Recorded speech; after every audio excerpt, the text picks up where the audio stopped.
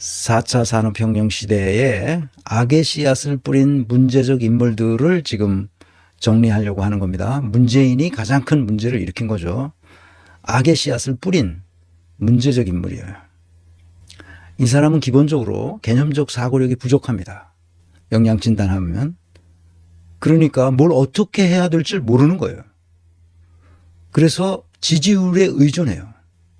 자기 지지율 어떻게 하면 지지율이 올라갈까 이 생각을 하는 거야. 그 개념적 사고력이 부족하니까 지지율을 올릴 때 아주 쪼잔한 걸로 지지율을 올릴 수 있다고 생각하는 거야. 대통령쯤 되면 국가가 앞으로 어떻게 가야 될지에 대한 큰 비전을 가지고 그 방향으로 몰고 가야 되는데 그럴 만한 능력이 안 되는 거예요, 문재인은. 그 한마디로 무능한 거죠.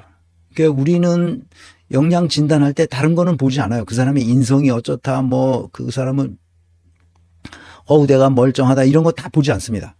가장 중요한 것은 뭐예요? 유능하냐 무능하냐입니다. 그러니까 개념적 사고력이 없으면 유능할 수가 없죠.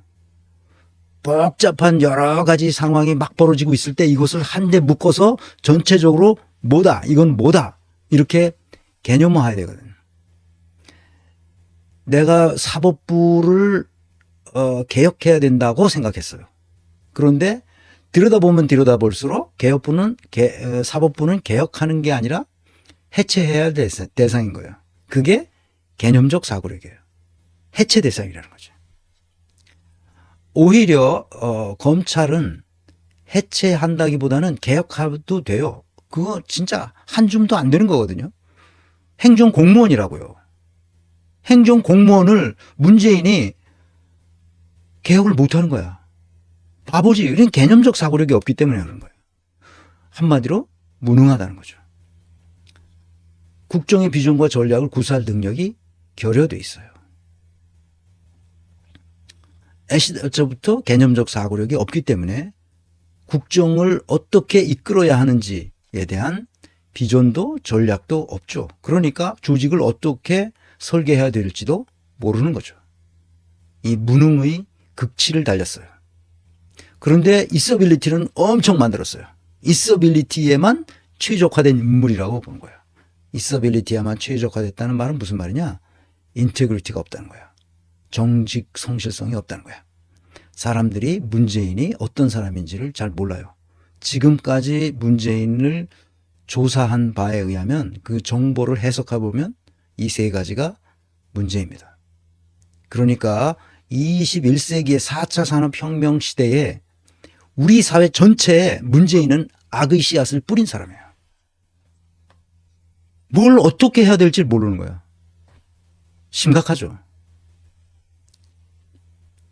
두 번째 악의 씨앗을 뿌린 문제적 인물은 이낙연입니다. 그래서 문희임 노조예요. 역사의식과 시대정신이 결핍되어 있어요. 공부하면 되는데 공부를 안 합니다. 이 시대가 무엇을 요구하는지에 대한 아무런 생각이 없어요. 180석의 민주당을 가지고 아무것도 한 게 없습니다. 오히려 뭘 했어요? 전직 대통령을 사면하도록 건의하겠다 이런 개수작을 한 거예요. 충격적이죠. 그러니까 뭘 원하는지 시민들이 삶이 무엇을 원하는지 전혀 이해하지 못해요. 아주 무능한 사람이죠. 이 사람도 개념적 사고력이 없어요. 시대 정신을 알아야 개념적 사고력이 있다고 말할 수 있죠. 그래서 이 사람은 눈치 살살 보면서 철저한 기회주의적 행태를 보여요. 그래서 국가기관인 국민권익위에서 각 지방자치단체장들의 청렴도를 조사했는데 그 청렴도가 17개 광역단체장 중에 가장 낮은, 그러니까 엉망진창이었다는 거예요. 조직을 운영할 능력 자체가 없다는 거예요. 그러니까 자기 이익을 찾아서 그렇게 하는 거죠. 그리고 뭔가 있는 것처럼 보여요. 똑같아요. 있어빌리티만 추구하는 인물이죠. 인테그리티가 없는 거예요. 임종석은 첫 번째 비서실장입니다. 이 녀석은 더 심각하죠. 자기 자신에 대해서 과대평가합니다. 내가 과거에 대학 시절에 내가 뭘 했는데 엄청나죠. 엄청난 거죠. 신출귀몰한 이 학생 단체를 운영하면서 경찰들을 다 따돌리고 임종석 하고 그 환대를 받았죠. 엄청난 일을 했어요. 그래서 임종석 때문에 한양대학이 좀 길을 핀다 그럴까? 한양대학의 위상이 굉장히 올라갔죠. 인생은 계속 그렇게 될 거라고 생각했었던 것 같아요. 공부하지 않죠. 임종석이 하는 말, 그리고 페이스북에다 가끔 쓰는 글, 그런 걸 보면 너무나 무식해요. 무능하고. 그러니까 학습되질 않아요. 학습할 필요가 없어요.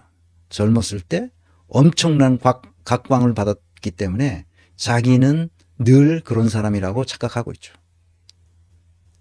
그래서 항상 멋있는 말을 하죠. 다 쓸데없는 개소리인데 그걸 몰라요.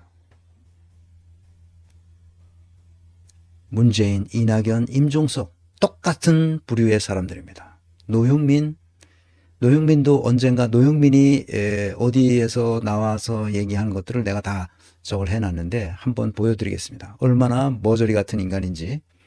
이자도 자기가 비서실장이 됐기 때문에 그 몇선 의원이고 그래서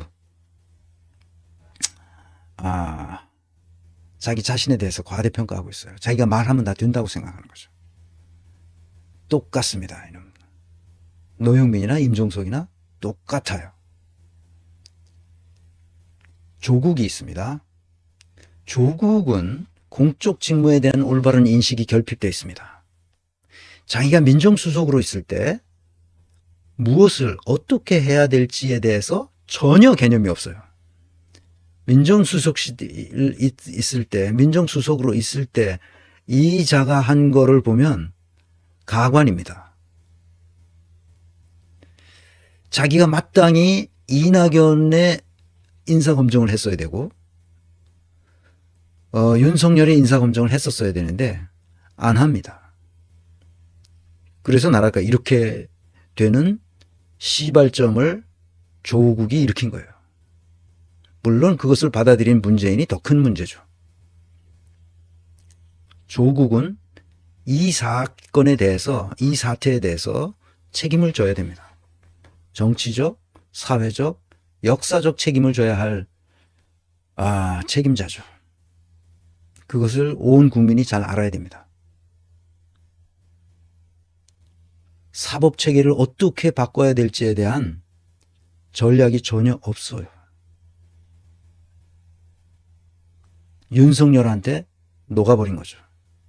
다음 대권은 한국판 케네디를 만들어주겠다고 얘기하는 것에 다 그 아첨의 광기에 빠져서 그냥 허우대만 멀쩡하고 남들과 좋은 관계 맺고 우리의 사법체계가 얼마나 개판인지에 대한 아무런 인식도 없었던 거죠.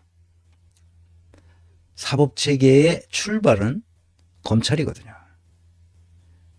검찰이 모든 것을 망가뜨리고 있는데 그것을 적폐청산한다고 해서 대통령 입건하고 감방에 보내고 그러면 사법체계가 정상화됩니까? 이 조국의 무능함은 거기서 나타나는 거예요. 무엇을 어떻게 해야 할지에 대한 비전과 전략이 없죠. 그건 문재인과 똑같습니다. 그러니까 똑같으니까 같이 일하는 거예요. 조국도 허우대만 멀쩡하죠. 있어빌리티에만 최적화된 인물입니다. 조국이 정치판에 나와서 한 이야기들을 쭉 보면 인테그리티가 없는 건 똑같아요. 이 5명이 있어빌리티만 최적화된 인물입니다. 내가 왜 이 얘기를 하느냐? 이런 사람들이 우리나라에 아주 많다는 거예요. 특히 고위직에.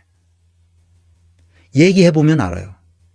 얘기해보면 저 밥 먹을 때 자기가 무슨 일을 한다는 얘기 수준밖에는 말을 못해요. 놀아버리죠. 그러니까 깊이가 없는 거예요.